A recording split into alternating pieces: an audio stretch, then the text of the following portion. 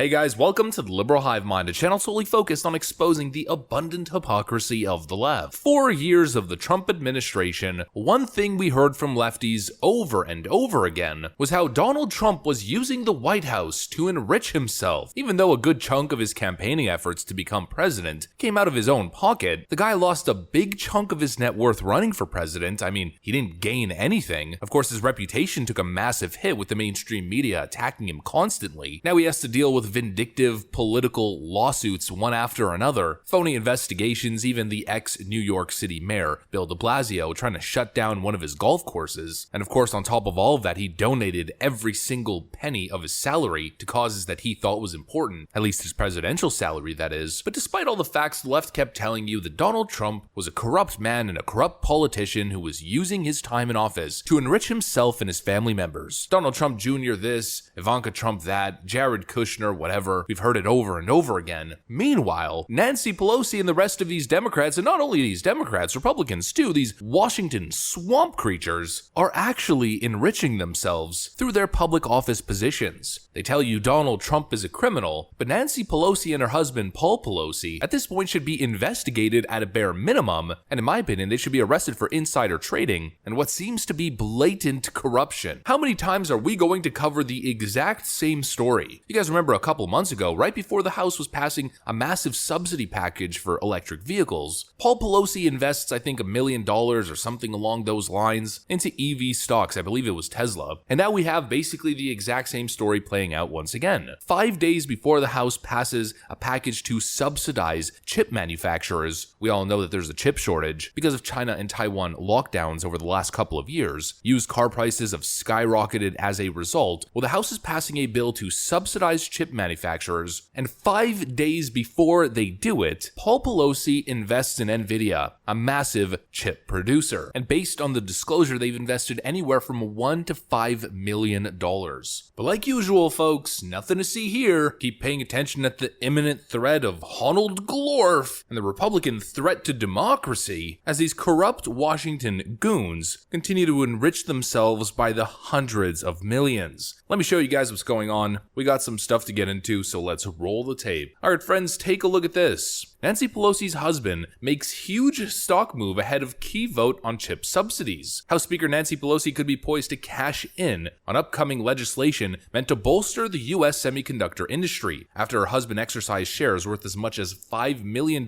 in a California company that stands to reap subsidies. Paul Pelosi, who was arrested for allegedly drunk driving in May, exercised 20,000 shares in Nvidia, a Santa Clara company. The move was revealed in a disclosure Nancy Pelosi filed to the House of Representatives last week and first reported by the Daily Caller. Obviously, Speaker Pelosi would be aware of the timing of this legislation over in the Senate. Representative Ralph Northam, Republican from South Carolina, told the Daily Caller. On the heels of that vote, for anyone in her orbit to purchase 7 figures worth of stock of a US-based chip manufacturer just reeks of impropriety. A year ago, Paul Pelosi bought up millions worth of Nvidia shares as the Senate mulled subsidies for the US semiconductor industry, but the House never took up the legislation. The Pelosi's, worth more than $100 million by some estimates, have been dogged by claims that Paul Pelosi's investments often seem tied to bills taken up by the House, whose majority is controlled by Nancy Pelosi. Even many Democrats have called for tighter regulations on stock dealings by family members of lawmakers, but Pelosi has opposed such reforms. I wonder why. The bill being considered by the Senate is a streamlined version of the one it passed last year, but the House did not take up. That bill included $52 billion for chip subsidies and another $200 billion to boost U.S. scientific and technological innovation to compete with China. And you see how brazen it is. When Nancy Pelosi was publicly questioned whether there should be a law that limits or bars House members and their immediate family or their orbit from purchasing stocks related to bills that they are going to pass, Nancy Pelosi essentially disagreed and immediately moved on from the topic. And that's because Nancy Pelosi, or the Pelosi's, have enriched themselves through this exact practice. The estimates that Nancy Pelosi and her husband are worth a little bit over $100 million,